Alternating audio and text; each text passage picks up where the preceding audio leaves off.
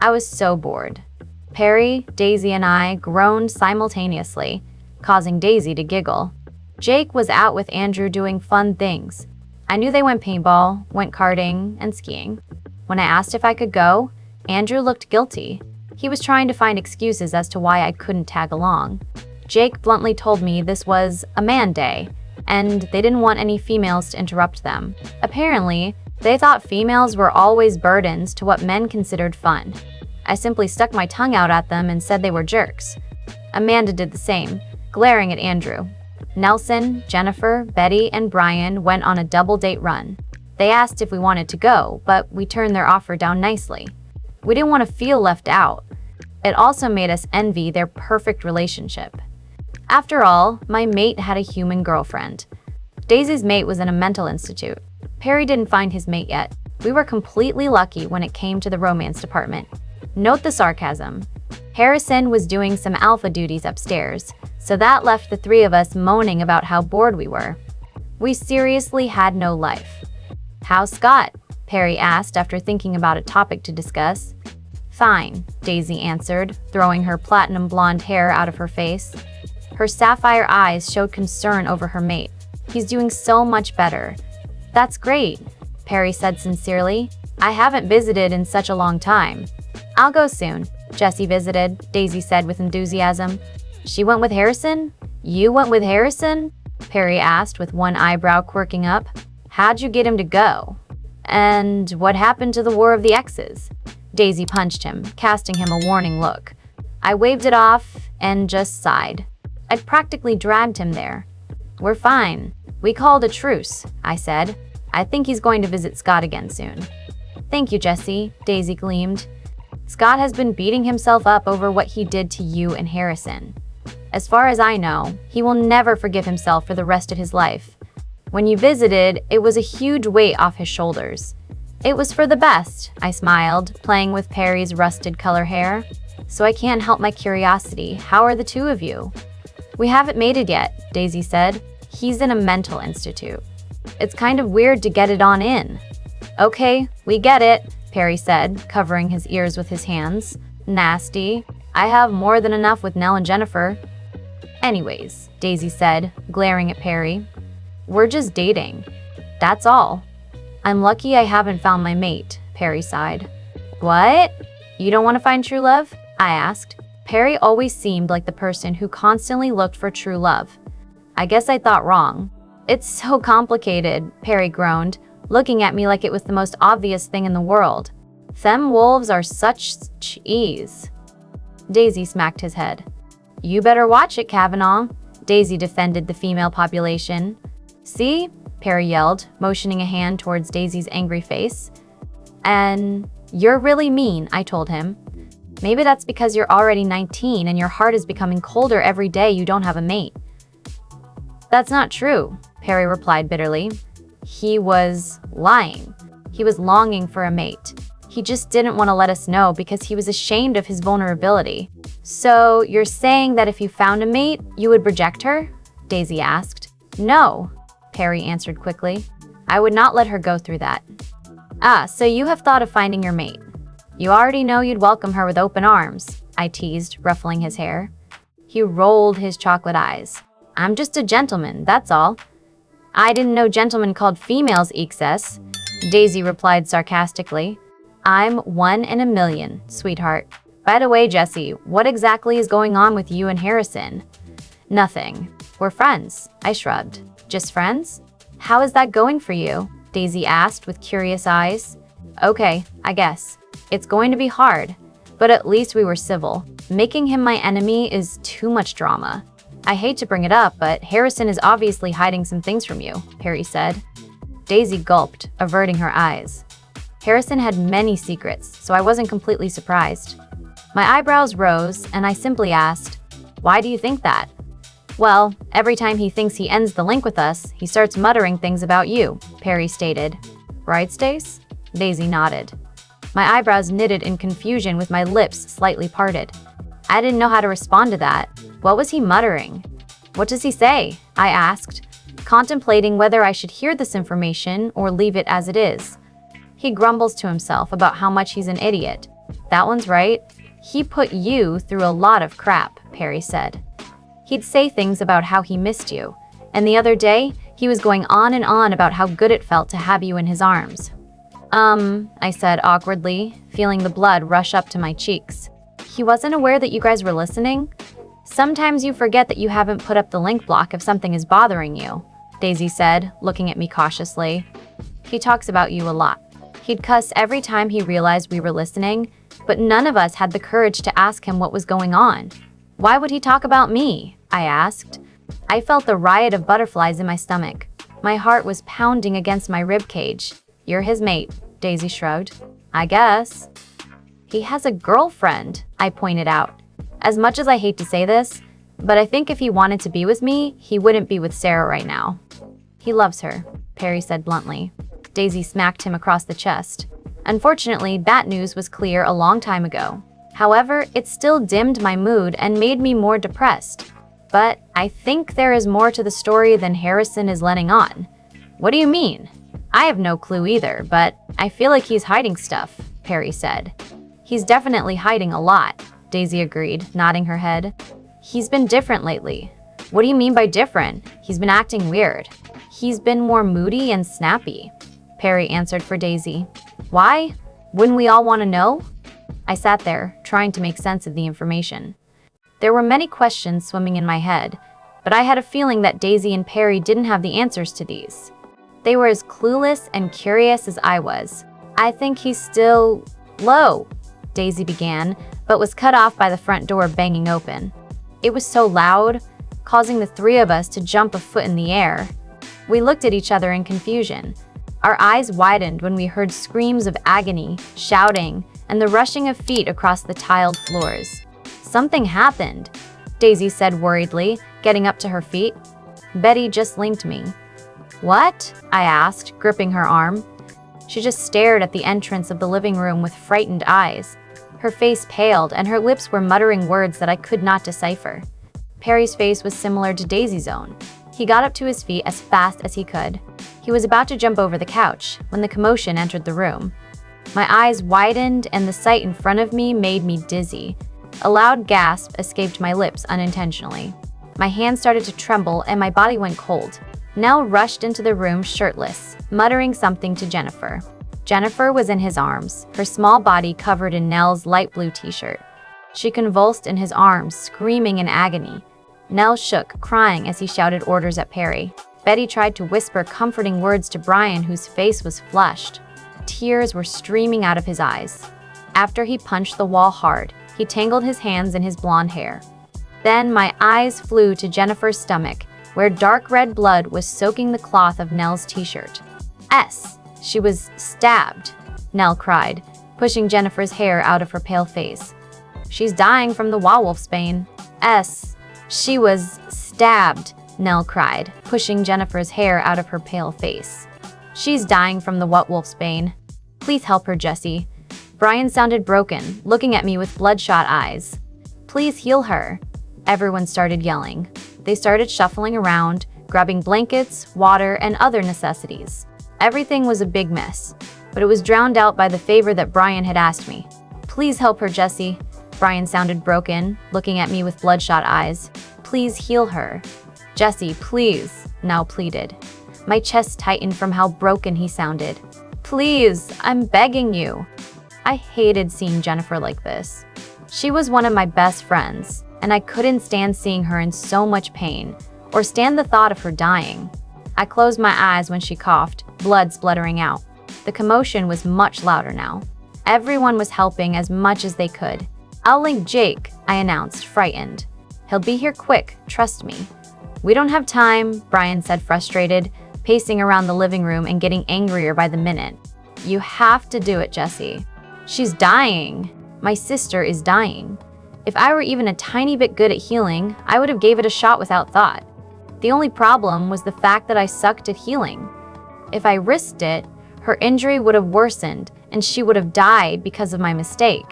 However, if I didn't even try and she died, it would still be my fault. My head started spinning and my tongue felt like sandpaper. Sweat was spotting on my forehead and my head was pounding. I couldn't do this. Please, Jake said breathlessly when Jennifer's screams were coming out tiredly. What happened? Harrison yelled frantically, running into the room. When he saw the commotion, he threw his hand in his dark hair. And, ow, Jennifer ran ahead of us to show us something. That's when 2 hunters came out of the bushes and one stabbed Jennifer, Betty supplied with her voice quavering. She cried as she looked down at Jennifer. Nell and Brian finished the hunters while I tried to aid Jennifer. That's when we figured out that the wound was, Betty continued. She couldn't even finish her statement. Jessie, she's getting weaker, Brian screamed, motioning his hand towards his sister. Help. I might do it wrong, I replied, feeling guilty. If I try, it could worsen. I don't want her to die because of my mistake. Jessie, Harrison said, coming over to me and grabbing my head in between his hands. His blue eyes pierced into me. You could do this. Just concentrate. Please don't just stand there when you're the only one who could do something about it. She's dying, Jessie. Just concentrate. Breathe. You could do it. I looked at Jennifer. Her skin was so pale. Her eyes kept rolling back, but Nell refused to let her sleep. She moaned in agony. I had to do something. I had to try. Okay, I'll do it, I whispered, looking into Harrison's piercing blue eyes. You'll do fine, Harrison smiled, letting go of my face. Everyone went dead silent as I threw orders at them. Nell, I need you to lay her on the couch. Someone, please get water, a whole roll of napkins, and fresh clothes for Jennifer. I also need a first aid kit, I said, feeling much more confident. Nell placed Jennifer on the couch softly. She moaned softly in pain. Betty, Perry, and Daisy placed all the materials next to me in the next minute. Nell grabbed his mate's hand. Brian stood next to his twin sister, stroking her hair. Swallowing hard, I ripped the shirt where the wound was. There were a few gasps, including mine, when we saw the deep cut on Jennifer's flat stomach. Blood was gushing out of it. The wound was turning black from the wolfsbane. I tried to calm down as much as possible before I proceeded. I really didn't want to mess up. Instead of thinking about what was going on, I closed my eyes and thought of a positive outcome. I thought of Jennifer healthy and glowing, smiling and laughing. I drew in a shaky breath, placing my hands over the wound. I called for help from the ancient healers as I recited the familiar words and started the healing process. Lancetown. Lancetown. Lancetown, I whispered. I imagined Jennifer crying at the altar, smiling widely at Nell. She looked beautiful in her wedding gown. Lancetown. Lancetown. I imagined a wall in between a blooming tree and me. I imagined myself knocking it down and delicately caressing a beautiful golden leaf. Lancetown. I felt an unfamiliar warmth hum through my body. A jolt of electricity ignited in my fingertips. Lancetown. Lancetown. I imagined Jennifer telling Nell that she was pregnant. She laughed as Nell picked her up and twirled her around in excitement. Lancetown. The tree was glowing. A pure white wolf with a black heart on her forehead appeared, looking at me with proud green eyes. You could do this, my wolf encouraged. We were made for this. Lancetown. Lancetown. The words were rolling off my tongue. I imagined that Jennifer, Betty, Daisy, and I went shopping. Jennifer always picked out the ugliest things for us to try on. This time, she made me try on a feathery white dress that made me look like a chicken. She laughed with the other girls as I posed for them. Lancetown, Jennifer, and Brian were playing a game. Jennifer won. She rubbed it in her brother's face. Lancetown. The golden leaves were circling my wolf. My wolf opened her mouth, sucking in the leaves. Once she was done, it was dark. My wolf stared back at me. Open your eyes, she said with a wolfy grin before she disappeared. I opened my eyes slowly. The first thing I heard was a soft moan. My eyes widened when Nell and Brian sobbed harder. Oh crap, did I fail? My eyes fell to Jennifer's stomach. A thin scar replaced the huge wound. My heart rate decreased. A huge smile graced my face. I leaned back before saying, I did it. Oh my gosh, I did it. I couldn't help it. I jumped to my feet with joy. All of a sudden, I was being pulled into many different hugs. They were praising me for my work. I blushed at all the attention I was receiving. Thank you, Nell said, crying tears of relief. I choked from his tight hug. Thank you so much. Brian pulled me into his arms and I returned his hug. I patted his back comfortingly as he cried into my shoulder. "Thank you so much, Dee," he mumbled happily. "I don't know what I would have done if my twin sister died. I cannot thank you enough." "It's okay now," I murmured back, smiling as I spoke the truth. "She'll be fine." "You were awesome," Daisy yelled in my ear. I flinched back and laughed at her. "It was beautiful. I swore I saw sparks coming out of your fingertips." "I saw them too. You did a great job, Jessie," Betty said, ruffling my hair. "I knew she was a witch," Perry joked, "but she wasn't as evil as I thought." I smacked him across the head. He grinned, but praised me for my work. "I told you that you could do it," Harrison smirked, standing beside me while we watched Nell wipe the blood off Jennifer's stomach. "It freaked me out when you started muttering something in alien. I had to be honest, that was kind of unattractive." I rolled my eyes before smacking his shoulder. "I'm kidding. You did a great job," he beamed. "Thanks," I said, "for having faith in me." Before he could say anything else, Brian clapped his hands to get everyone's attention. "Guys, Jessie officially learned how to heal," my friends shouted and clapped. I blushed once again from the attention. I shuffled my feet. Jake strolled into the living room with a pretzel in his hand. He looked down at Jennifer and observed everyone's proud faces. "What did I miss?" he asked, confused. We laughed at him. Jennifer was doing much better. She was a little sore and she had a fever, but her health was improving gradually due to her werewolf abilities. She felt like she owed me her whole life, but it wasn't in my best interest to look for something in return. I was the type to do favors for people because it was right, not because I was looking for a grand prize at the end of every good deed done. Jake was proud of me for discovering a way to connect with my healing abilities. His training had also become more challenging. However, I succeeded at most of the tasks he gave to me. I've also discovered a new ability. I tried it out on Jennifer, and her fever had gone down gradually. Jake was practically jumping up and down in excitement at my rare power. Apparently, I had the ability to better an illness, but only to a certain extent. After the 1,000th time of reciting the words repeatedly, my throat was as dry as sandpaper. I ended our training and headed for the kitchen. I went straight for the cupboard, reaching up on my tiptoes. In times like this, I cursed my short height. I smiled in victory when the glass cup was safely in my hands. "Hey," a female greeted out of nowhere. I jumped a foot in the air, startled. I turned around, clutching the glass to my chest. "Oh, hey," I said awkwardly when I saw Sarah sitting at the kitchen table on her cell phone. "Sorry I scared you," Sarah apologized, putting her phone down. "Oh no," I waved off. "I just didn't see you there. I was focused on getting myself a drink. My throat is as dry as the Sahara Desert.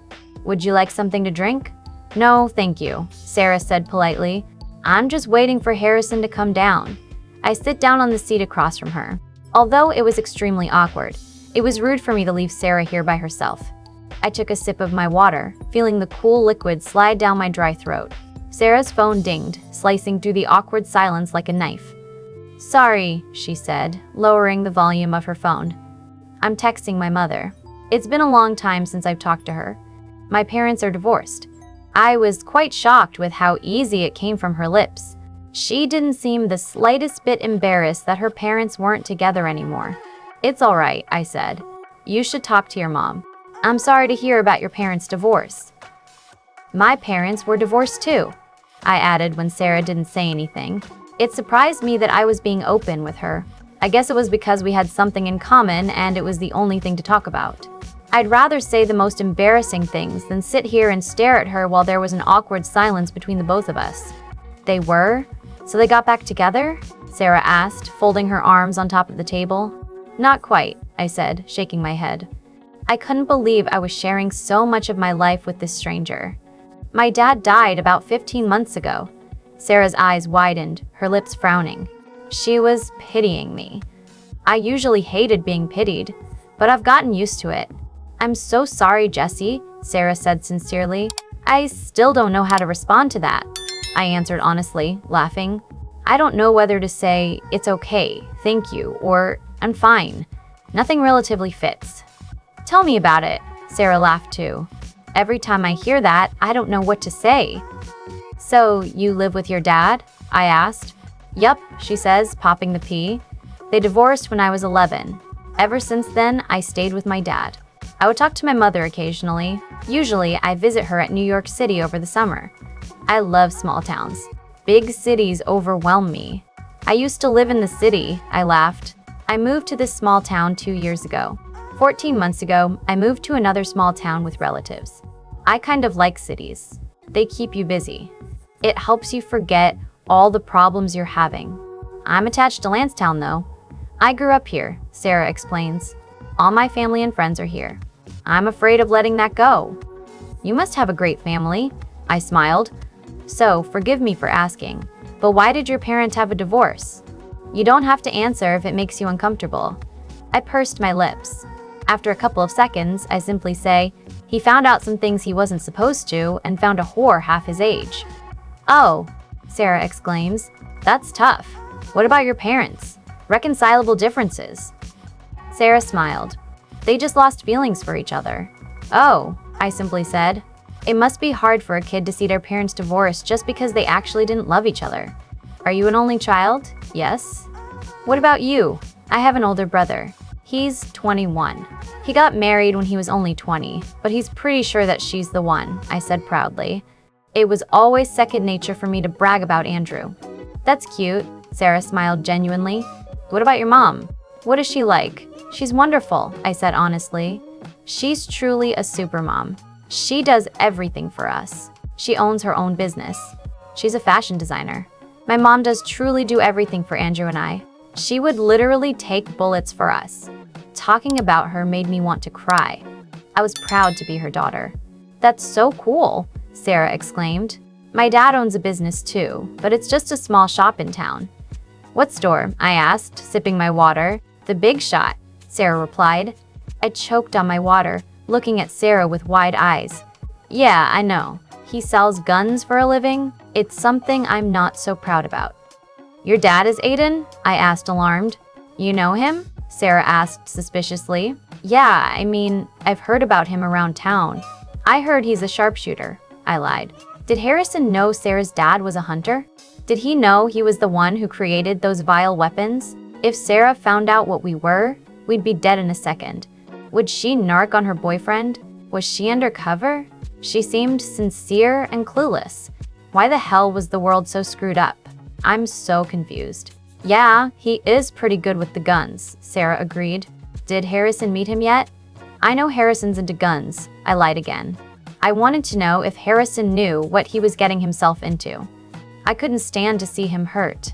Yeah, Harrison and my dad get along pretty well. Harrison's my dad's favorite. My dad teaches him how to shoot at the ranch sometimes, Sarah says happily while I was anything but happy.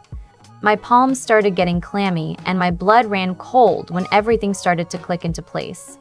The weapons I found in Harrison's room, the shootings he practiced with the one and only creator of the vile weapons, his girlfriend's dad, the werewolves that were teaming up with the hunters. The reason why he was putting his pack in danger, because he didn't want to give up something that was excessively valuable.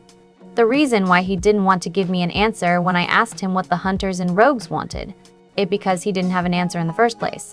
It was all lies. I felt my fist clench under the table, my heart aching at the hurtful truth. My eye twitched as I replayed the painful discovery in my head. There was no way Harrison was betraying us, right? Maybe I was overthinking the situation. Maybe I was assuming things once again. There was only one way to find out the truth, and I knew how I was going to get my answer. I should get going, I said, trying to keep my voice even. I plastered a fake smile. I almost forgot I had a meeting. It was nice talking to you, Sarah. See you later. Jessie.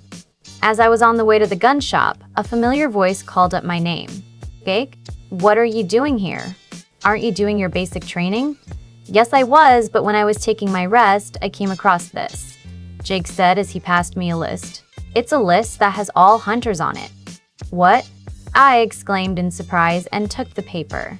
But if you are here to inform me about this, they could suspect you as a werewolf since you just left the training.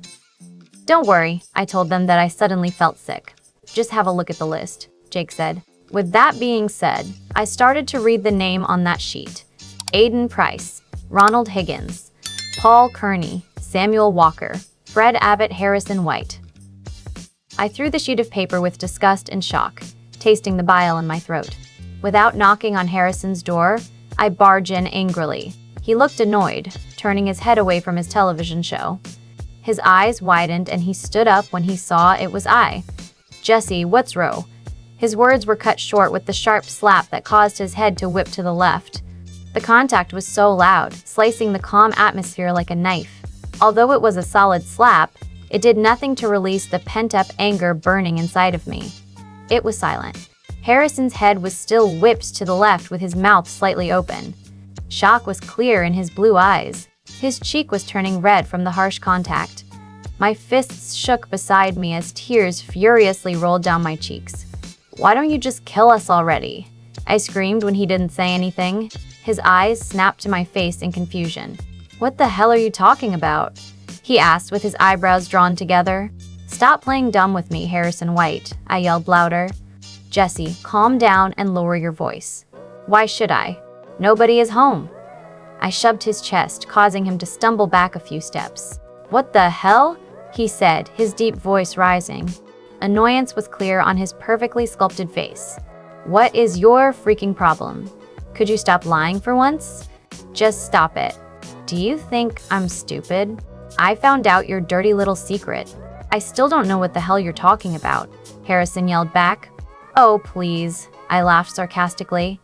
"First, I find weapons that could kill werewolves in your bedroom, Harrison. They kill your own kind." I waved it off because you told me you were doing an investigation. I was stupid to believe a petty lie. "Let me ask you a few questions on your amazing life, Harrison. How is it dating the hunter's daughter? I bet it's superb and magical, but nothing could beat being in the hunting team. That's every werewolf's dream, isn't it?" Recognition and fear swam in his blue eyes. He averted eye contact while he found something on the wall remotely distracting. I laughed sarcastically when his jaw clenched and he didn't respond. It makes sense now. Werewolves were teaming up with the hunters. Who knew an alpha would do that? "You're clever, Harrison. So, here I am. Why don't you kill me now? Get it over with and just shoot me." I crossed my heart with my index finger. "Right here." He snapped his eyes back to my face before a low growl erupted from his chest. "Never say that again, Jesse. I wouldn't dare harm a hair on your body." You, I screamed, a new surge of anger pulsating through me. "You're nothing but a liar. Why else would you be on the hunting team or own those weapons? You want to kill?" "Shut up," Harrison snarled. He tugged at his black hair. "Just shut up, Jesse. You think you know everything, but you don't.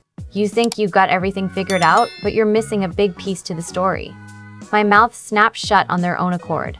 "After you left, I used to run every night to get rid of that sick and annoying pain."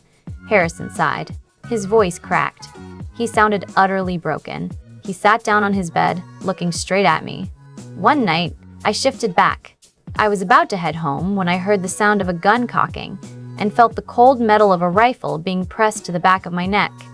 Once the smell of the wolf's bane surrounded me, I thought I was going to die. I turned around and I saw Sarah. She was scared, holding the rifle in her trembling hands. I tried to convince her that I meant no harm, but she didn't believe me, of course. She almost shot me, but I made the stupid mistake of telling her I'd do anything. I had this idiotic mentality that you would come back to me one day. Harrison laughed nervously, scratching the back of his neck. I was happy he wasn't looking at me because my mouth flew open in shock. I was shocked from the story he was currently telling and the statement he just announced. "Anyways," he continued, "Sarah lowered her gun and asked me to do her one favor. She had a boyfriend who was abusive. She told me she broke up with him. He kept coming to her house when her dad wasn't home to beat the heck out of her. She eventually asked me to be her fake boyfriend to scare her ex away. I was a werewolf, so she thought I would be able to protect myself if this guy came after me. I agreed. I mean, I didn't want to die. She knew what I was. Her father was the maker of those weapons. She could narc on me and they would hunt me down. They would have killed the pack." After a few encounters with her ex, Sarah seemed to get a little clingy and attached. She'd show up everywhere. She'd call countless times. She came here one night when I didn't reply to any of her calls or texts. Betty answered the door and introduced herself as my sister. I tried telling Sarah that I wasn't interested, but she's a saking psycho. She threatened to kill Betty if I didn't ask her to be my girlfriend. I'd never live with myself knowing my sister was dead because of me. I didn't have much options, so I reluctantly agreed. I didn't want the pack knowing I was dating Sarah. She wasn't special. She didn't matter. I didn't want them to find out she was the hunter's daughter. But Betty made the unambiguous choice of introducing Sarah to the pack. After dinner that night, she wanted to have sex. Again, she threatened my whole pack. And me. It was practically rape, and it was hard. But thoughts of you kept flooding my brain, and the whole time, I was thinking of you. Just you. I was a pussy. I freaking cried. Could you believe that? I cried when I had sex with somebody that wasn't you. After that night, I wanted to kill her. It sounds horrible, I know, but she was crazy and I couldn't stand it any longer. I wanted to turn her in for practically raping me, but Sarah was pretty good at lying and I found out who her father was. Her father was the freaking maker of those weapons. She could open her big mouth to him and have my pack, and I killed in a matter of seconds. I was scared at first, but I decided to use Sarah as an advantage to investigate. I joined the hunting team, but I didn't do any hunting. I got rogues to team up with me and join the team as well. If they decided to attack us, we could attack them before they could reach us. I'll do what it takes to protect my pack and my family. I had a hard time digesting all of the information. A lot of questions were swarming in my head, but I had a hard time voicing them out. I didn't know which ones to ask first. I didn't even know what to say. The whole room was spinning. How could I not know that my mate was suffering? It was because I was too busy drowning in self-pity to even realize the pain of my own mate. I thought Sarah was a normal, average, real, and kind-hearted girl. Looks could be deceiving. She was nothing but a psycho freak. Harrison was right. I thought I knew everything, but I didn't. I assumed the worst from him, and I felt so guilty for not having faith in him. I trusted people I didn't even know instead of trusting the man I loved. Harrison's shoulders were slumped as he stared at his dark carpet with tired eyes. He was stressed, and he was in trouble. He couldn't do anything about it. Nothing pained me more to see him so helpless. I was so stupid and naive. He did everything to protect us, and everyone looked at him negatively because they didn't know the whole story. I mentally slapped myself for believing he was the bad guy too. After an agonizing long silence, I sighed. He was risking everything for us. I wanted to help him more than anything. "Harrison, what do they want?" I whispered. He still didn't look at me. "Forget it, Jessie," he said without room to dwell on it. "Just know that I'm truly sorry for everything." I gulped. Only now, I chose to believe it. I felt beyond guilty that he had to explain everything just so I could deem that his apology meant something. Everything clicked into place now. Why he still had our picture by his bed. Why he still looked at me with adoration. Why he spent so much time concerned over my feelings about my mother. Why he kept apologizing. I assumed he still loved me. I hoped so. "I'm sorry, Harry," I whispered, playing with the tips of my brown hair.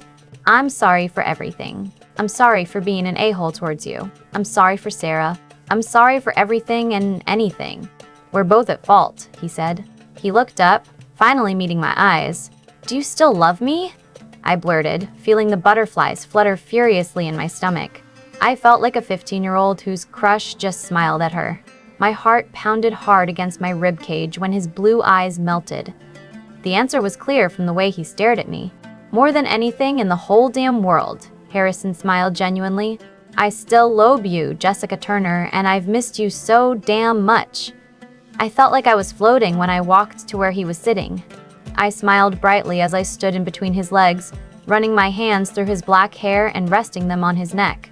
He wrapped his arms around my waist, pulling me closer to his body. I inhaled his scent deeply, pressing my forehead against his while I got lost in his blue eyes. "I lobe you too, Dot," I whispered, smirking. "So much that it hurts." I crashed my lips onto his familiar warm ones. The kiss was amazing. No adjective could describe this kiss. It sounded cliché, but it was the absolute truth. It left my toes curling, my taste buds craving, my stomach flipping, my heart racing, my head spinning, and my body tingling. The fire licking in my stomach and the heat that invaded my body were gladly welcomed. It made me realize how much I missed him and his kisses. Our lips moved in synchronization, molding perfectly together. I could feel his smile against my lips. He kissed me softly and passionately, showing me how much he missed me and how much he loved me. The intensity and the passion in our kiss made my heart burst with happiness. I suppressed a low moan when I felt him suck on my bottom lip, demanding entrance. I pressed my lips together tightly. He growled as I giggled. It turned into a full-out laughter when he tickled my sides. He laughed as he kissed my jaw and left kisses down my neck. When he reached my mark, I felt him smile before he kissed it softly. He stood up from the bed, grabbing my head. Bringing his lips back to mine, he slipped his tongue into my mouth. I moaned when it came in contact with my own. My hands tugged at his soft black hair. I was surrounded in his heavenly scent. His every touch was bringing fire to my body. If I could kiss Harrison forever, I would. He rested his forehead against mine when we both ran out of breath. Leaving a trail of heat and goosebumps behind, he ran his hands down my arms and interlocked our fingers. He brought my right hand up to his lips and kissed my palm. "Gosh, I missed making out with you," Harrison groaned. "Is that all you missed?" I scolded with a fake glare. "Well, I missed the sex too," Harrison teased. He chuckled as I slapped his chest. "I'm kidding, Jess. I missed everything about you." "You're too cheesy, lover boy," I smiled, patting his cheek lightly. "Only for you." He winked and groaned again. "I want to show you off. But that psycho is in the way. What are we going to do about her?" I sighed, feeling my happiness go down the drain from our reality. "Hey," Harrison reassured, tightening his hold around my waist when he felt me draw back from him. He tilted my chin up with one finger so I could look into his determined blue eyes. "I'll deal with her. I want you. Only you." "Mine," I whimpered, voicing the thoughts of my wolf. Harrison chuckled. "Don't worry, babe. I'm all yours." I liked the sound of that. I closed my eyes as he chuckled and pressed a soft kiss to my forehead. Once again, both packs were cramped in the conference room. There were hushed conversations and friendly greetings as more people filed in. Children were playing games with each other, teens chatted animatedly, women gossiped, and men talked about men stuff. Jennifer stood close to Nell. Her eyes were trained to the ground as curious individuals glanced at her. No doubt have they heard the news. Betty and Daisy were offering cookies to the crowd. James, Clark, and Sam stood stiffly in the background, obviously uncomfortable for being on Avalon Pack territory. Perry was deep in conversation with his younger siblings. Jake stood next to me, playing Candy Crush on his iPhone. Brian and Harrison were looking through papers in the corner. Harrison caught me staring at him, and a small smile formed on his handsome face. I resisted the urge to pinch him when he linked with me. "Like what you see?" he asked arrogantly. "Very much," I teased, deciding to joke around with him. "I just want to rip your clothes to pieces and lick my tongue across those finely defined abs." I choked back a laugh when he turned a slight shade of red, shifting his weight to the other foot. He scratched the back of his neck. "Too bad that'll only happen in your dreams, Dot." Harrison and I had been secretly seeing each other behind everyone's back for a week. Sometimes, our friends would get suspicious, but we'd wave it off. They didn't need to know we made out in his room late at night or we'd cuddle and watch a movie. Every time I saw Sarah, I resisted the urge to shred her face to pieces. Her sweet smile was sickening. When she put her arms or her lips on Harrison, I growled inwardly. Harrison reminded me it was all an act, and it was going to end soon. He kept contact with Sarah to a minimum, and he'd constantly apologize if she so much as held his hand. "You know what they say. Dreams do come true," he laughed. I rolled my eyes. "If all of your dreams are that illusory, your dreams must never come true." "That is sad. Yes, it did. I got you." I felt the blood rush up to my cheeks. A small smile formed on my face. "Very smooth, lover boy." "Stop talking to me," he joked. "I'm trying to focus on alpha duties." A very mischievous thought raced through my mind, and we all know how much I loved to mess with Harrison. I knew exactly what swayed him and what affected him. I smirked. With the best seductive voice I could muster internally, I linked him. Yes, Alpha Harrison. In my peripheral vision, I saw him stiffen. He was looking at me. I could feel his gaze burning holes in my side. Through the link, I heard him growl lowly. You're evil. You're such a tease, Jez, Harrison groaned. What? Everyone calls you that. What makes me any different? I asked innocently. Coming from you, it sounds crazy sexy. Whatever. Just remember that although you're an alpha, I'm still your master. Well, I do like my women on top, Harrison joked. You are so nasty. Gross. You have a perv. You smell like him again, you know, Jake said, interrupting me from my conversation with Harrison. My heart raced in my chest as he said this. However, my face was set and my lie was already rolling off my tongue smoothly. Like who? Don't play stupid with me, Jessie. He rolled his eyes and sighed. I knew you two wouldn't be able to resist each other any longer. I don't know what you're talking about, I replied, observing my chipped nail polish indifferently. Fine, don't tell me. I really don't understand why all of a sudden you don't trust me anymore. Jake feigned hurt. I could tell. He was playing the guilt card, but I knew that a tiny bit of him really did feel that way. I gulped, playing with the tips of my brown hair. When you're ready to tell me, then I'll be there. You don't have to lie to me. I'd hate him, sure, but I would support your decisive. Fine, I huffed, feeling the blush creep up my cheeks. I crossed my arms over my chest, ignoring his penetrating gaze. We've been seeing each other secretly. He's cheating on Sarah? Jake asked. His eyebrows drew together in confusion. You're helping him cheat on Sarah? It's a long story, I sighed, looking around me frantically. I'll explain to you after the meeting. I don't want anybody else to hear. Promise? Promise. After a few more minutes, the meeting finally started. Good evening, Brian greeted the crowd, causing the hushed whispers to cease. Even the children stopped playing, listening to the alpha of the Raven Pack. The teenage girls gave him their full attention, obviously attracted to my best friend. Thank you all for attending our meeting today. We apologize for such short notice, but we have a very important announcement. From the way Brian said the last part, we all knew that whatever news was going to be shared wasn't good. Everyone in the crowd watched with fearsome eyes. Their attentions were focused on the two alphas at the front of the room. I will give the floor to Alpha Harrison of the Avalon Pack, Brian announced. He's truly been on top of his game and found out a lot of information that benefited our packs in many ways. The crowd clapped. My heart swelled with pride, knowing what my mate did and risked for both packs. He stood at the front with his shoulders squared, smiling gratefully at those who praised his work. Thank you, Alpha Brian, Harrison said in a deep voice. I resisted the urge to roll my eyes at the dramatic sighs coming from majority of the young females. The Raven Pack has a great alpha. He has done a lot as well. He helped out as much as he could. The effort and dedication he has towards his pack is admirable. The crowd roared with applause again. I never remembered both packs were this friendly. Brian and Harrison had obviously left high school behind them and started on a new page. It shocked me to see that the two men were friends. They no longer butted heads and disagreed on petty things. They were actually praising each other. There are no other ways to break the news softly, Harrison said with a hint of sadness in his voice. The crowd went dead silent again. Even the representatives wanted to hear what the alphas had to say.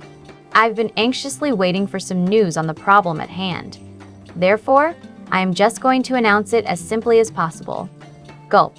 Alpha Brian and I order that all werewolves will lock up and keep careful for the next 3 days. Keep your family safe. That is all we ask of each one of you. The attack is unfortunately imminent. The representatives will be fighting in 3 days. After the announcement, a huge commotion broke in the conference room. The men wanted to join this fight too to protect their family. The females were frightened. The teenagers were quiet, but I could tell what they were thinking. They wanted to stay away as much as possible. The little kids really didn't understand what was going on. After all, they were so young. We, the representatives, were speechless. We didn't know how to respond to the news, but we saw it coming anyways. We knew it was bound to happen. We stood there, trying to regain as much composure as possible in front of the frightened crowd. However, I could feel the fear rolling off of each one of us. I would be lying if I said I were prepared.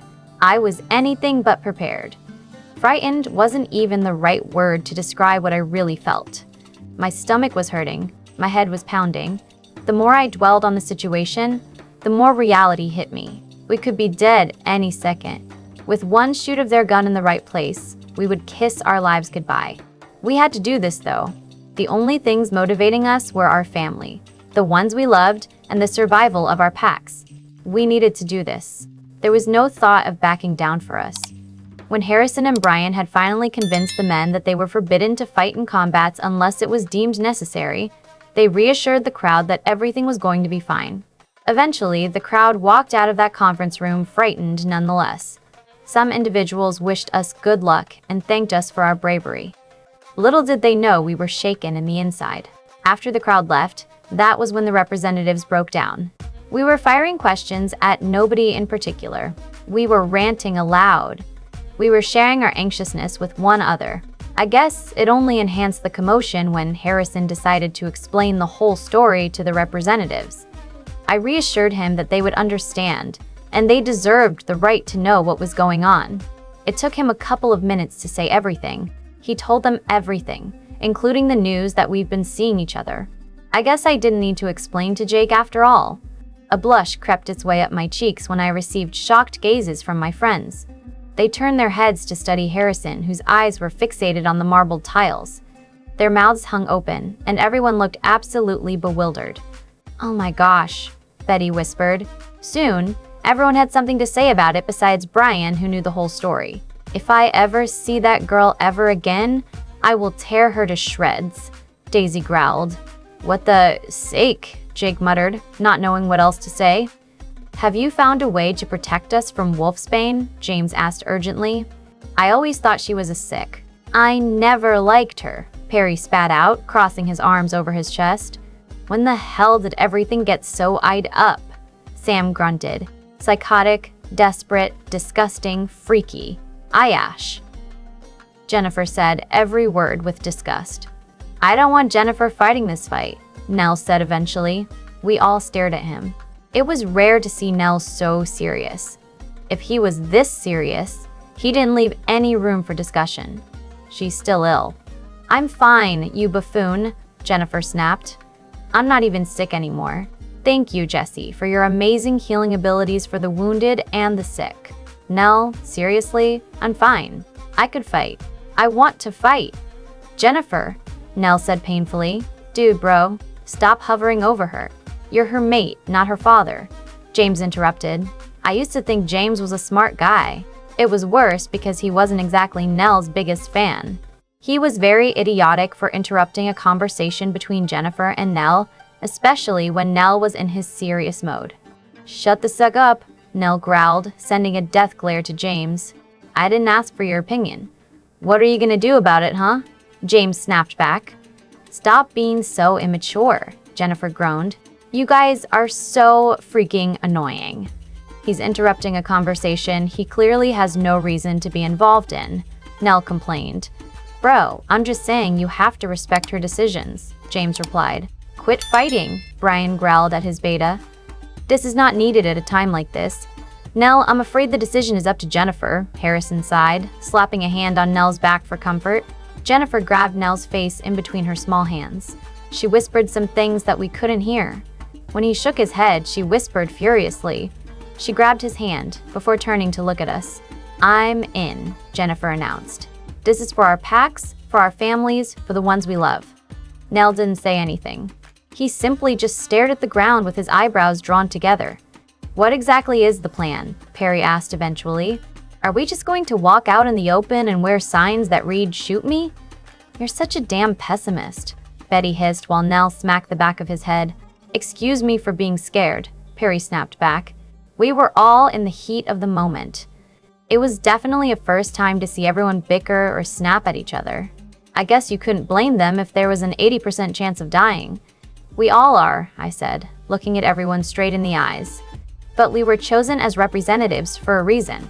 We will stand by the sides of our alphas and betas no matter what, and we will have the strength to support our alphas and betas." Everyone stayed quiet after that. I sighed before saying, I'm pretty sure there is a plan. Yes, there is, Brian replied. Harrison made a plan early this morning. It isn't the safest plan, but it's the smartest plan. Well, what is it? Jennifer asked. You guys might not agree with me, Harrison groaned, but this is the smartest way to do it. We ask that you obey what orders you are given. Brian spoke for both Harrison and himself. If not, you will face the consequences of breaking the representative oath. We would hate to do that to you guys, especially since you are the sons and daughters of the representatives before us and have strength and agility that other werewolves weren't so lucky to have. We would also hate to do that because you guys are our friends. It's hard to let friends go, so don't let this get any harder than it is. Right, Harrison agreed with a slight frown on his face. So, if any one of you does not want to fight, please let us know now. There was a quiet silence. We looked at each other. None of us chose to back out, of course. We were stronger than that. Good, Brian said when everyone agreed silently to fight. Every one of you is vital to both our packs. We thank you for all you do. Why do you sound like you're saying goodbye? Daisy whispered. I'm not saying goodbye. I have faith in us, Brian replied. But even I was unconvinced. What's the plan? Jake asked, looking at Harrison. Remember how I told you that the rogues were working with me? Harrison began. Everyone nodded. Well, here's the plan. The rogues and I are going to be with the hunters when they arrive at our training spot. We will lead the hunters there. We've already convinced them that we saw werewolves in this area. As much as you guys will hate to hear this, we are going to try our best to not injure any humans. This is important. If we do harm or kill them, this will give the town reasons to hunt us down. These hunters have families too, and people who love them. It may not make any sense to some of you. You're probably wondering why we should spare their lives if they haven't even given us a chance. But that is why we are going to convince them that we mean no harm. We're not going straight for violence. Once you start war, it is hard to end it. We refuse to put our packs in that danger. We're going to make an agreement to live peacefully amongst them. Therefore, we will lead the hunters into the open field where we will all be standing in our human forms. It is risky. It isn't safe, but it's safer than approaching them in our wolf form. If they do try to attack, we have enough rogues to knock the weapons out of each hunter's hands. We have about 20 hunters and 15 werewolves. If they do shoot, that is where I trust you guys to use your werewolf abilities to move out of the way as quickly as possible. Be alert. Be prepared. If they do harm the rogues and you, that is when we attack, Harrison finished. We stared at him with our mouths slightly open. He wanted us to just stand there. That is practically signing our death wish right there. You want us to just stand there? Jennifer blurted out. Yes, Harrison sighed. I knew it would be hard to convince you guys. How do you know the rogues won't turn their backs on us? James asked. After all, nobody should trust a rogue. I agree with him on that, Nell added. The alpha rogue is my cousin. A bigger rogue group attacked his pack in Georgia. Out of 80 people, 20 made it out alive, Harrison stated reluctantly. We gasped, horrified looks on each of our faces. They diminished that rogue group, and those 20 werewolves have lost everything. They're going to join our pack. They heard about the hunters, and they want to help. There are no other ways to approach this situation, Clark piped in. We don't have time to think of another solution, Brian answered tiredly. Have you found a way to protect ourselves from the wolfsbane? Daisy whispered, looking at her feet. Obviously, the memories were still fresh in her head. Unfortunately, we cannot do anything about these weapons. Harrison tried to keep his voice even, but it trembled at the end. The only thing to protect us from the wolfsbane is ourselves. So be alert. Be prepared. I trust you, every one of you. When you're in doubt, remember why you're fighting in the first place. Good luck to all of us. It was late when everyone headed to bed or homes to get some rest. However, I doubt that any of us would be sleeping well tonight knowing that the attack was approaching. We couldn't even devour our dinner like we usually do. The silence at the table was sickening. We were all drowning in our own thoughts. It was the first quiet dinner that I had with the Avalon and Raven pack. Would we be lucky enough to have another dinner together? I refused to dwell on the outcome of the problem. The more I thought about it, the more I scared myself. What I should be focused on was the problem itself. and how we were going to carry it out. I couldn't sleep.